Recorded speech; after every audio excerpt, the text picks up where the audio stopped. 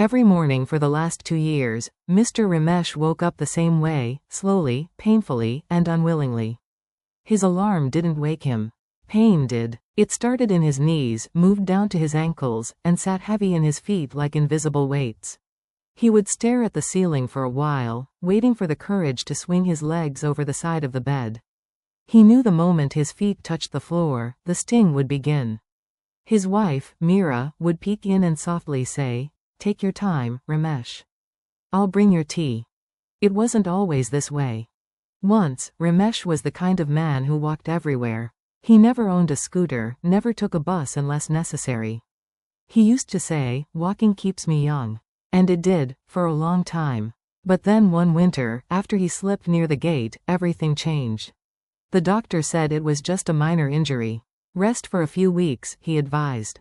But those weeks turned into months.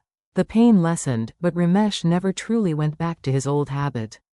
Slowly, he began to avoid movement, small excuses every day. "It's too cold. My knees hurt. I'll start again next month." But that next month never came. And like that, his strength faded, not suddenly, but quietly. One morning, his grandson Arav came visiting. The boy was 7, full of energy, never sitting still. He ran circles around Ramesh's chair and then stopped suddenly, asking, "Dadaja, why don't you walk outside with me?" Ramesh smiled weakly. "Dadaja's legs are old now." Arav frowned. "But you said old things can still work if we take care of them. Like your radio." Ramesh chuckled, caught off guard by the boy's words. That night, those words replayed in his mind. Old things can still work if we take care of them. Maybe it wasn't too late.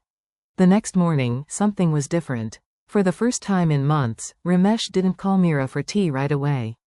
He sat up on his bed and looked at his legs.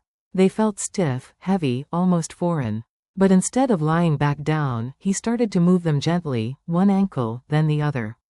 Slow, careful rotations. It hurt, a deep, dull ache, but he continued. Then he stood up, holding the edge of the table for support. His knees trembled. His heart raced. He took one small step forward. Then another. That was all. Just 2 steps. But that morning, those 2 steps felt like victory. Every day after that, he added a little more. 5 steps turned into 10. 10 turned into 20. He began walking to the kitchen himself. Then to the porch. Then one day, to the gate. His neighbors noticed. "Ramesh bhai, you're out early today." He smiled proudly. "Trying to wake my legs up." He wasn't just waking his legs, he was waking his will. Within 2 weeks, Ramesh had a new morning routine. He would wake up, do his ankle rolls, march in place by the wall, and then walk to the garden. He didn't call it exercise. He called it, reminding my legs that I still need them. And it worked. The pain didn't disappear overnight. But it changed. It became a manageable whisper instead of a scream.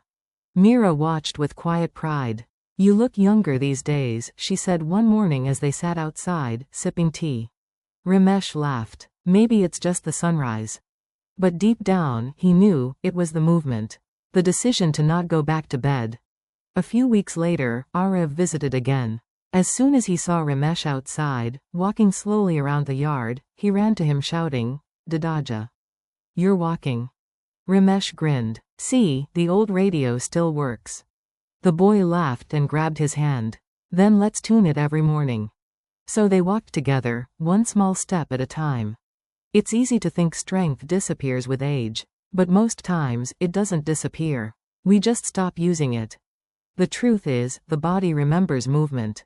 It remembers healing. It remembers how to feel alive, it's just waiting for your permission. That morning when Ramesh took his first 2 steps, something powerful happened. Not in his legs, but in his mind. He realized that motion isn't just about muscles, it's about choice. Every senior has that choice, to surrender or to move. And sometimes, all it takes is a single step to start feeling young again. Tomorrow morning, when you wake up and feel that familiar stiffness, don't lie back down. Sit up, move your ankles, march a little, walk a little. Because every step you take says the same thing loud and clear. I'm still here. I still can.